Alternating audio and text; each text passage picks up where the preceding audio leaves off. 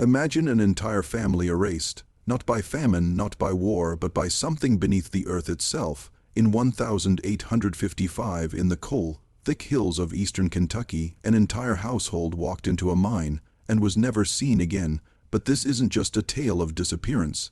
It's a story of what waits below ground, of whispers that once rose through the shafts like smoke, and of how silence itself was bought, guarded, and enshrined.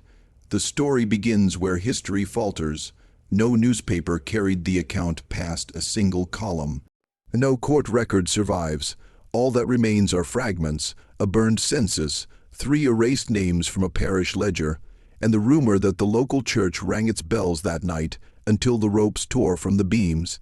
That family, the McCrearys, would vanish into something older than coal, older than the mountain itself. The Kentucky Highlands of 1855 were hungry for industry. Coal was whispered as black wealth, and mines were gouged into the hills by men who knew nothing of geology, only of survival. The town of Ashfield, its name now struck from maps, grew like a parasite on the side of one such mine. Rows of cottages, a steepled church, a one-room schoolhouse, all fed by the tunnels beneath, but the ground there was treacherous. Men complained of walls that breathed, of seams that bled when struck, of a low hum that settled in their chests when they descended too far. Families were told it was nothing more than mountain air. Yet mothers woke screaming, saying they could hear their children's names whispered through the floorboards at night. The McCrearys were not unlike other families of the Highlands, 7 in total, Father Joseph, Mother Ellen, and 5 children, the youngest not yet walking. But unlike others, they lived closest to the mine, so close that coal dust sifted constantly into their kitchen and blackened their bread. Ellen wrote in letters to her sister in Virginia, "The walls creak at night as though something inside is shifting. Joseph tells me not to speak of it, but I hear voices where there should be none. Sometimes I think the mountain itself is calling the children by name." Those letters stopped in April of 1855. The night before they vanished, the McCrearys attended church. Testimony from parishioners survives in fragments. Ellen appeared pale, holding her youngest child too tightly. Joseph knelt longer than usual at the altar, his knuckles white, muttering words no one could quite catch. The children fidgeted, whispering to each other about a door in the dark. The minister noted the family left early, before the final hymn. That was the last anyone in Ashfield saw them above ground. The next morning, neighbors noticed the McCreary house empty, doors unlocked, table set for breakfast. But the mine's night watchman swore he saw lanterns flickering deep inside the shafts where no man had reason to be. Some claimed Joseph led his family inside, carrying nothing but a prayer book. Others said they were driven down by something unseen.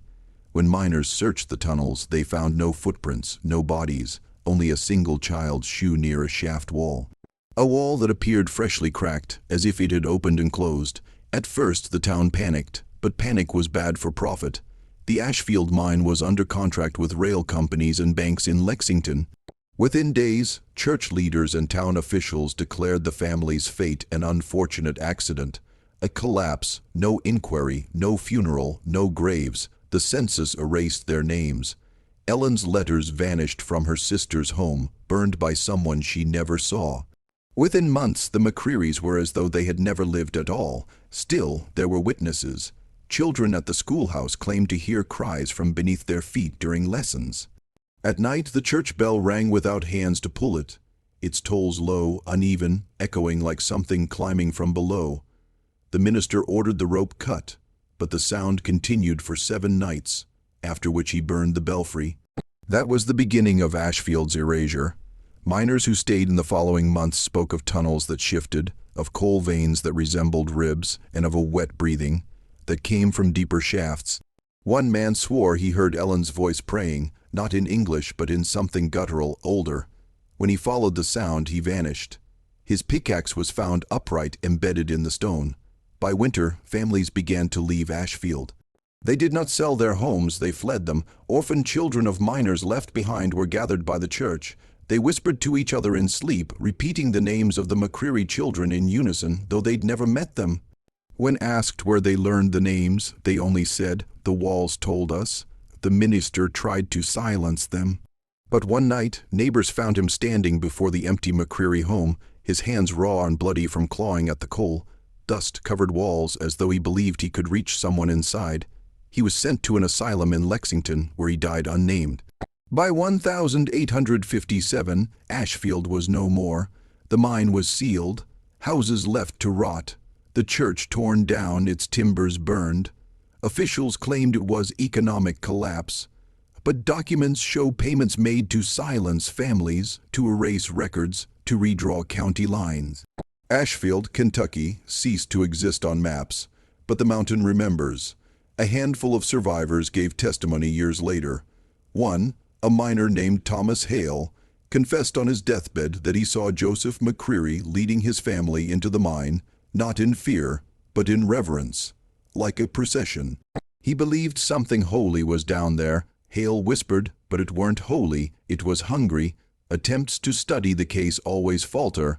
Archives list Ashfield's mine, then strike it out. Census data shows a McCreary family, then pages blackened with soot, illegible. Even Ellen's sister's Bible, where she wrote family names, was found with those entries ripped clean. It is as though some institution decided that forgetting was safer than remembering. Fragments of Joseph's prayer book were found decades later, pages water, stained and blackened. On one page a psalm had been altered. "The Lord is my shepherd, I shall not want. He makes me to lie down in caverns deep, to drink of waters black. He leads my children through the valley of stone, for his hunger is everlasting." Scholars dismissed it as apocryphal, but locals whispered that it was written in Joseph's hand. In 1891, a mining company tried to reopen the Ashfield shaft. On the second day of excavation, 2 men suffocated, though the air tested pure. Their bodies were said to be emptied.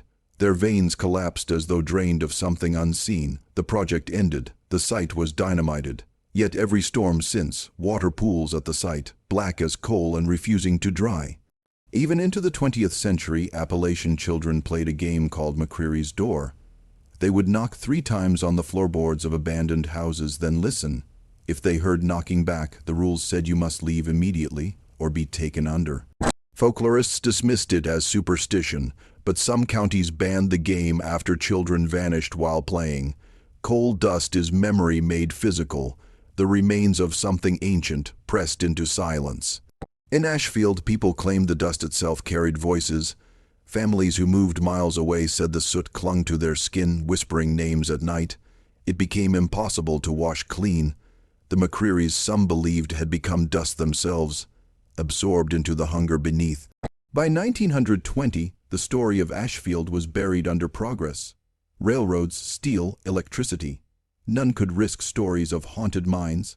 State archives quietly sealed references. Universities dismissed oral accounts as mountain hysteria. But why were librarians instructed to black out entries in genealogy records? Why were sermons delivered warning against digging too deep into God's earth? One final testimony survives, written by a child of Ashfield who lived to old age. She wrote, "I saw them descend. I saw Joseph carry his youngest. I saw the ground close behind them as though it swallowed its own. I have never spoken because I know it waits still, and I hear it even now beneath my feet." She signed no name. If coal is compressed time, then what was Ashfield's mine but a wound opened into centuries of silence? The McCrearys did not vanish into stone. They were taken into something that fed on absence, that made silence into power. Institutions hid it, families forgot, but forgetting does not erase. In 1855, an entire family stepped into darkness and never returned, and the world agreed to forget, but the mountain does not forget. It hums with their names still, carried through coal dust, through stone, through silence. Ashfield is gone, the McCrearys are gone, but something waits beneath Kentucky's hills, patient, endless, hungry, and one day the earth will open again.